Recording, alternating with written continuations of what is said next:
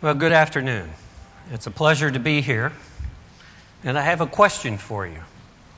That question is, why are you here today? Some are probably here because they heard Orlando was a nice place to go at this time of year. That's probably true. It is a nice place to be. Some of you are probably here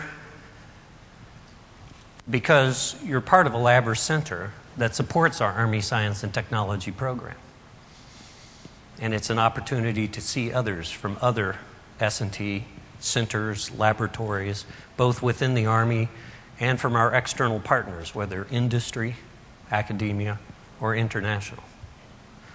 Some of you are clearly soldiers who are here. We've asked many of you to come and participate to help give your insights to us as to what science and technology can really do to empower soldiers. But I would tell you, all of you are here because you're inspired by what science and technology can provide us. I really liked Phil Sutton's talk, emphasizing the fact that it is science and technology that makes that difference between the last generation of systems and the next generation. And it is our investment in science and technology that will harness the power of what the technological edge can give us and give enhanced capabilities to our soldiers for tomorrow. And that tomorrow can be very soon, because we're harnessing the power of science and technology, not only for the future, but for the current force. And I'm going to talk about some examples of that, both in terms of technologies we have been working that are paying off today, and technologies that we will be working for the future, primarily those that were illustrated on the poster for this program. Things like nanotechnology and biotechnology, immersive technologies, neuroscience and network science, autonomous systems. They are technologies that we believe will make a fundamental change in the capabilities that we can provide to soldiers going to the future. So if we can take the next chart, what do we do in Army Science and Technology? Well, I don't know whether to call myself somebody with multiple personalities or simply schizophrenic, but to be honest, we're really working on two problems at the same time. We have to look to the future and say, where is technology going and how can that help us and help soldiers to have new capabilities and guide the development of that technology in a direction that will deliver on those capabilities. And at the same time, pay attention to where there are opportunities to take that technology and put it in the hands of soldiers now. Whether that's by enhancing current systems or providing totally new systems to soldiers today.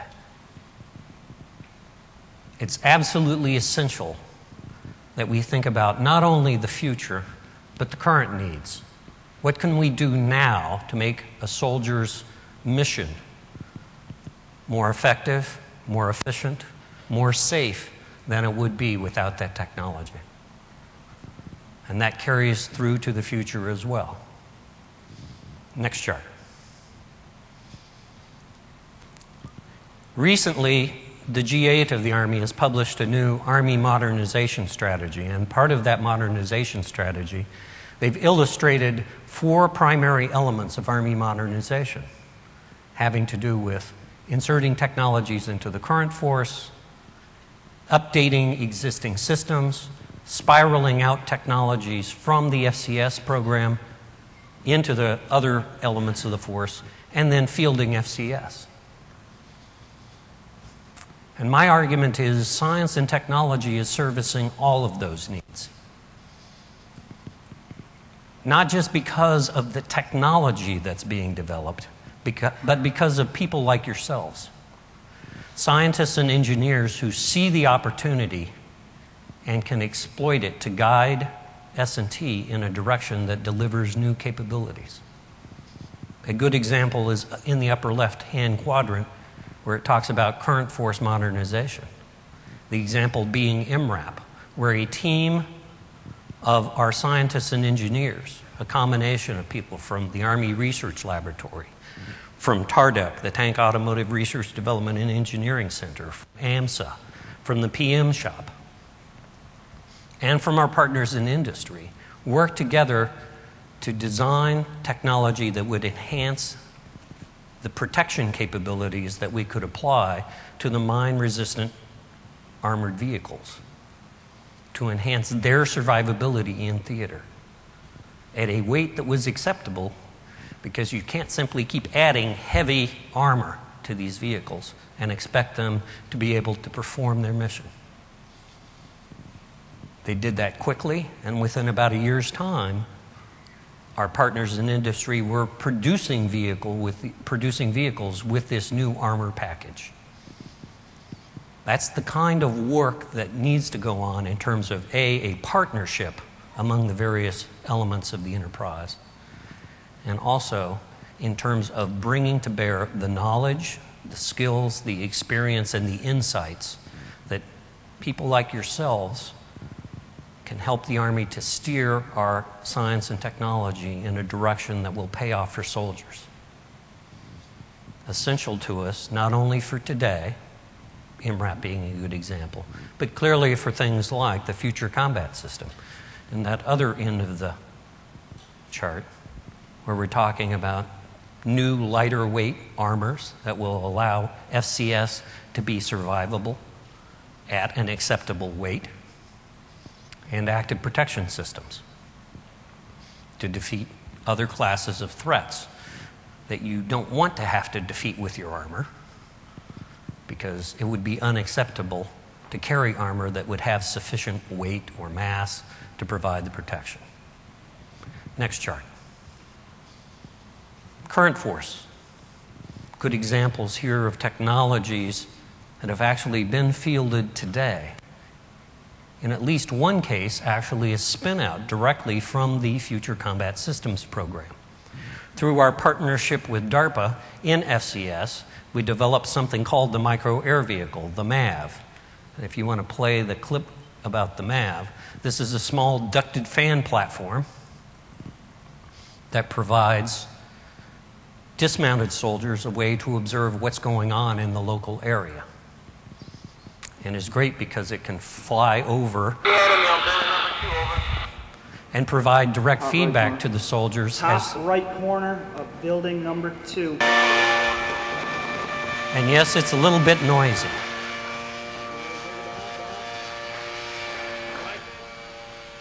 But you can see the type of imagery that you can get off the platform.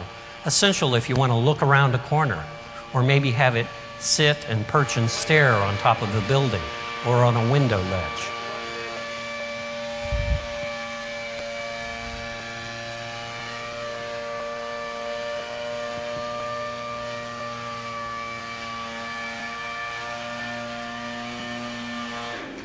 Awesome. This is 1-6, over. This is 1-6, roger. And we continue on and I get the other vehicle up. Maintain security, control the rooftop, control the entire area.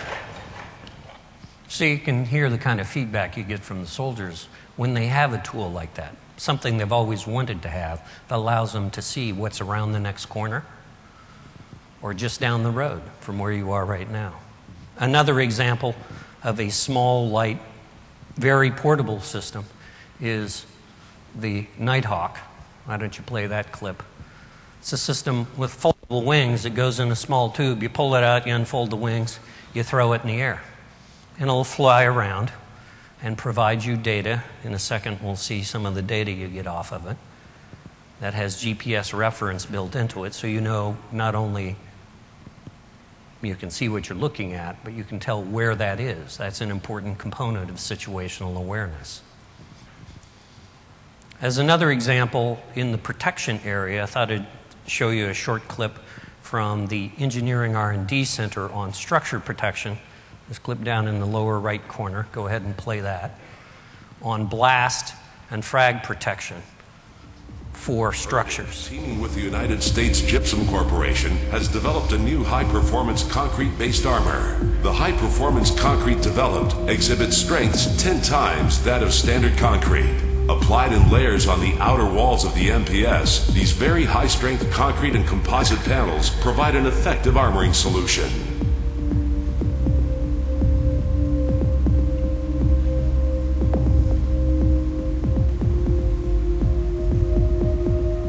In situations requiring protection against certain shoulder-fire rocket threats, the MPS also includes the development of lightweight, low-bulk, high-performance screens developed to trigger these munitions. This triggering screen component provides a means to mitigate the severe effects of direct-fire anti-armor warheads. So our soldier protection extends beyond individual protection, things like interceptor body armor, and vehicle protection, platform protection, to areas like structural protection for fixed facilities or even temporary facilities that you may construct and provide enhanced protection against rockets, artillery, mortar that may be used against those facilities. So those are examples of S&T spinning out capabilities to the current force. Next chart. And of course, we have been working for some time now in terms of generating technology options for FCS. And I saw Mike Andrews here at the conference a couple of times. He knows that about 7 or 8 years ago, we generated a chart for FCS that had a lot of cartoons around the outside, technologies that we thought might be useful for FCS. And we made the investments to be able to demonstrate the reality of those technologies in a very short period of time. And many of the technologies that you see the FCS program demonstrating today are ones that we made that investment to realize a technology that's mature enough to feed into the program. I'll just use one example here, which is the unmanned ground vehicle video in the lower right that's going into the Mule. Here we're really working the sensor systems and the autonomous control suite that will go into the unmanned vehicles to reduce the burden on the soldier to operate those systems.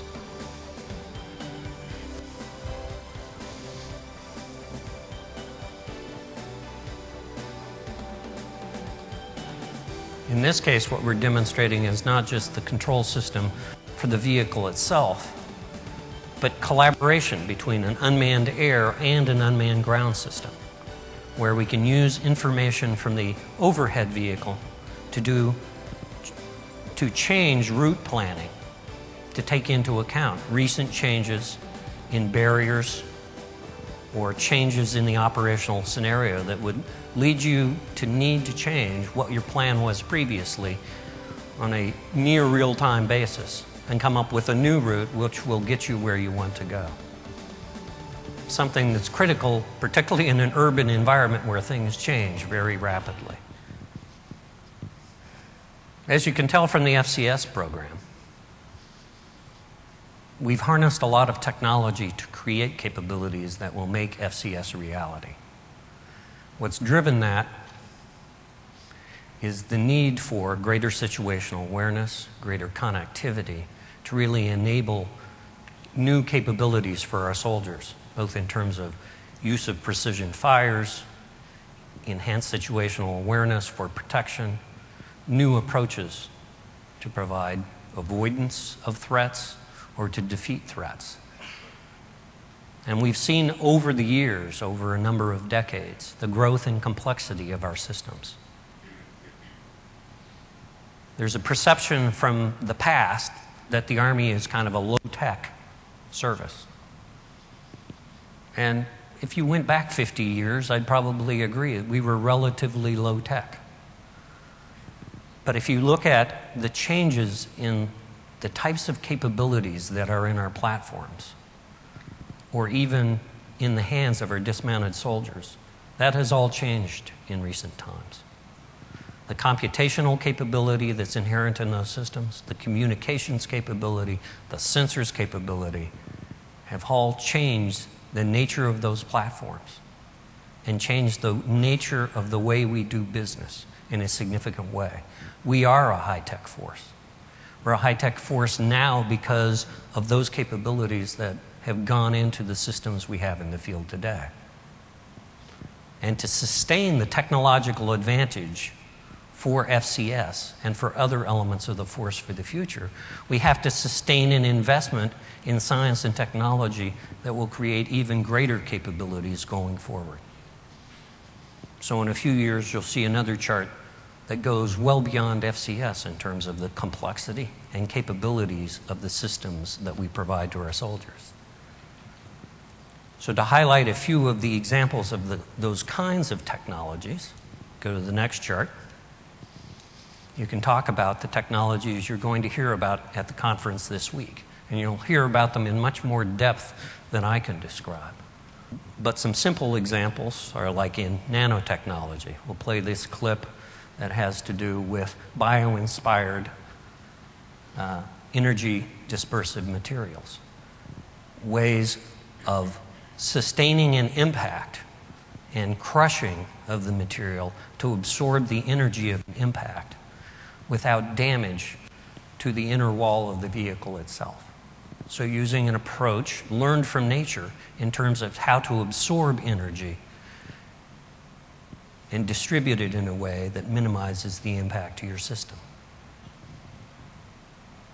Another technology we're working in the area of network science is something called flexible displays. We have a partnership with Arizona State University and multiple industry partners to look at how we create displays that are as thin as a piece of paper, potentially, or a piece of plastic, and yet provide information that's as useful and as dynamic as what you can get in your PDA that you carry around today, but in a form that's more rugged, lighter, and less power consuming than what you have today. So play the clip on the ASU flexible display piece. Gives you an idea of where we are today. It actually uses a thin metal substrate, but is still flexible.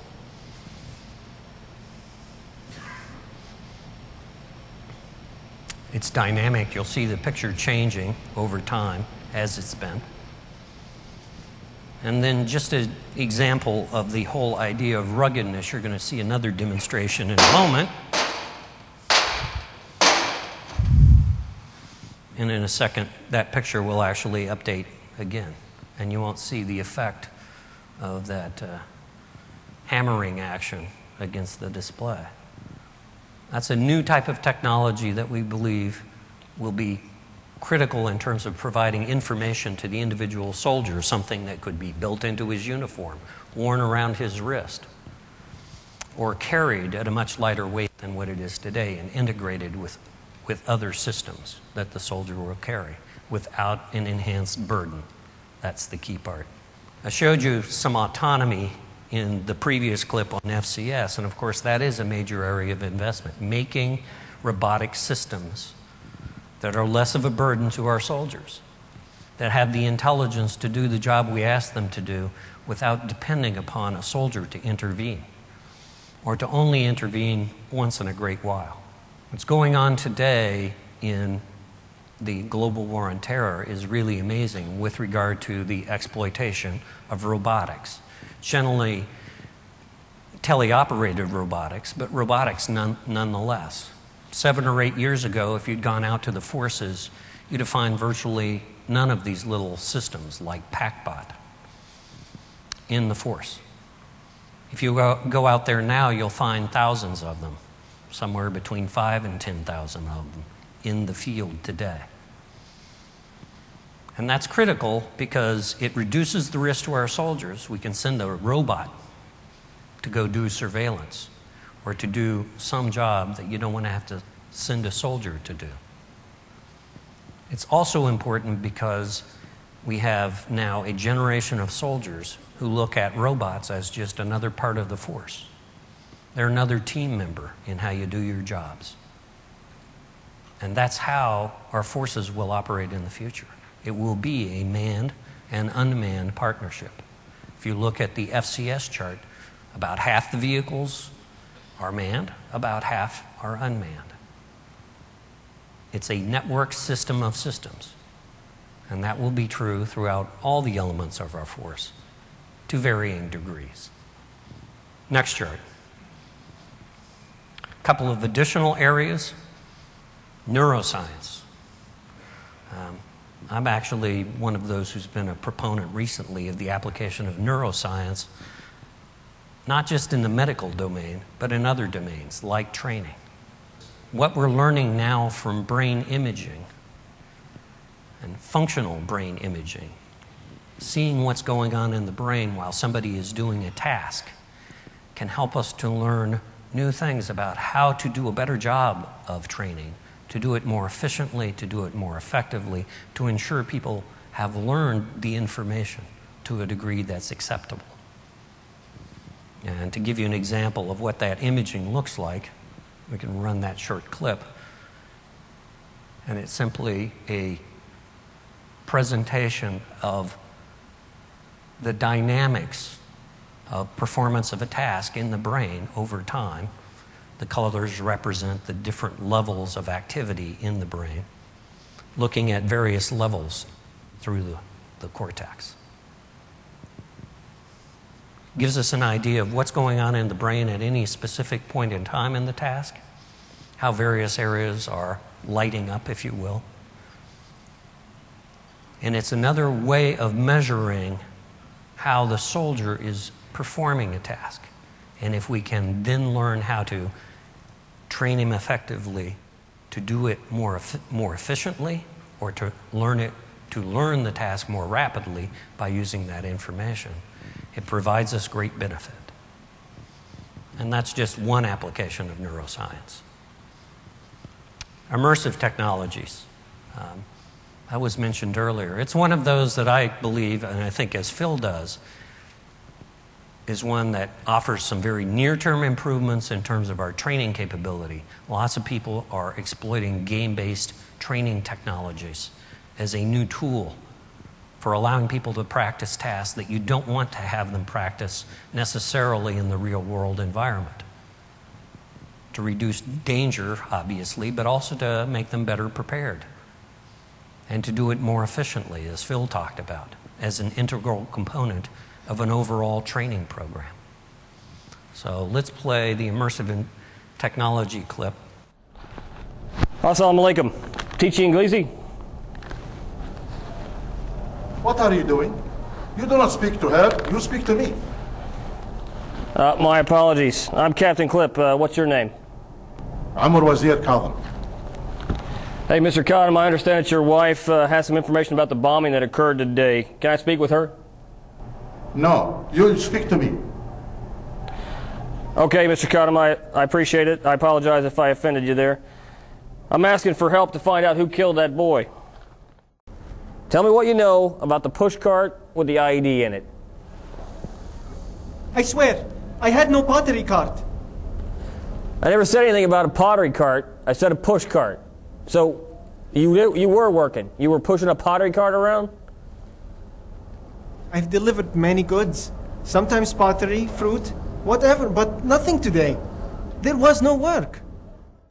What that represents is what we call a mixed reality environment.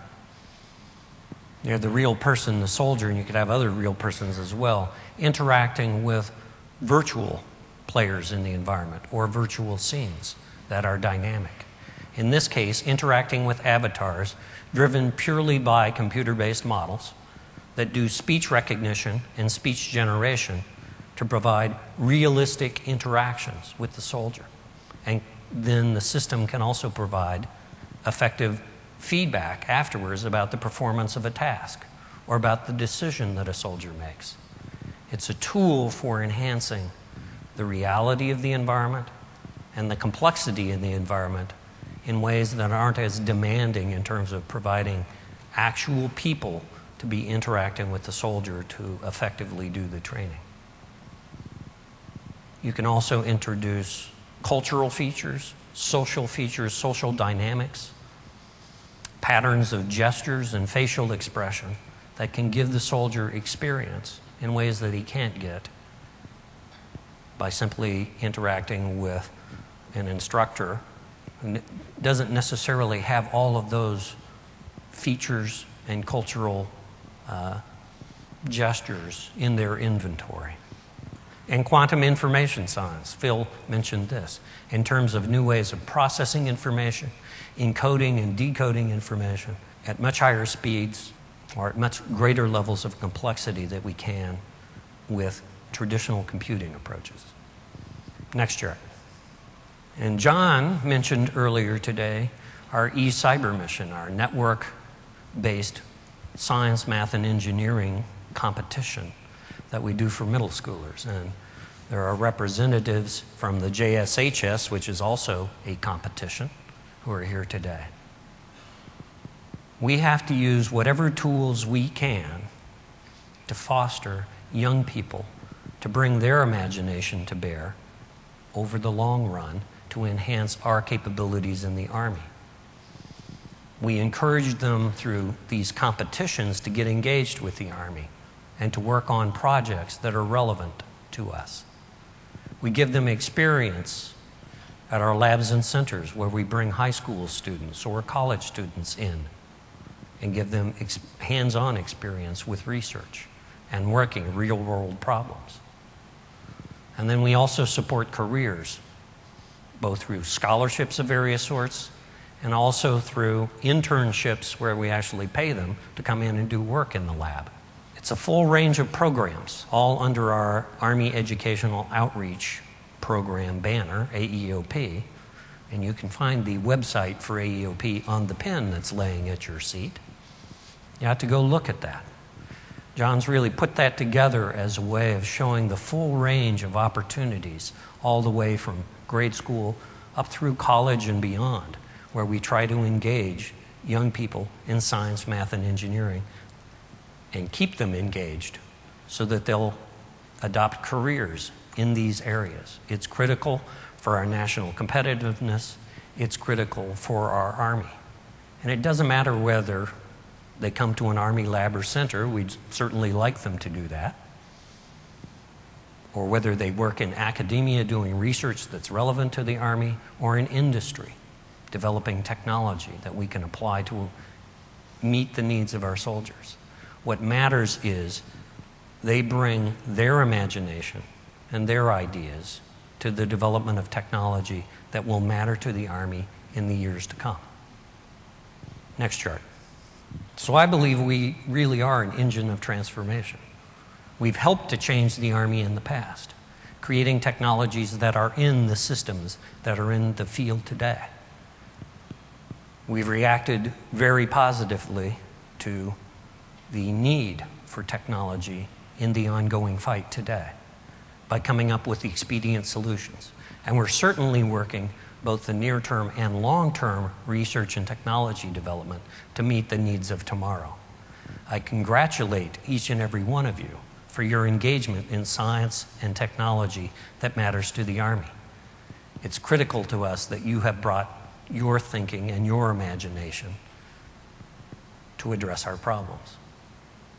But I challenge you to continue to do that going forward and to also help foster those young minds, like the young people who are sitting here, to get excited about science and technology that's relevant to the Army and to join us in continuing to support our soldiers by providing them with the best available science and technology that's ready for them to use, whether it is now or in the future. Thank you.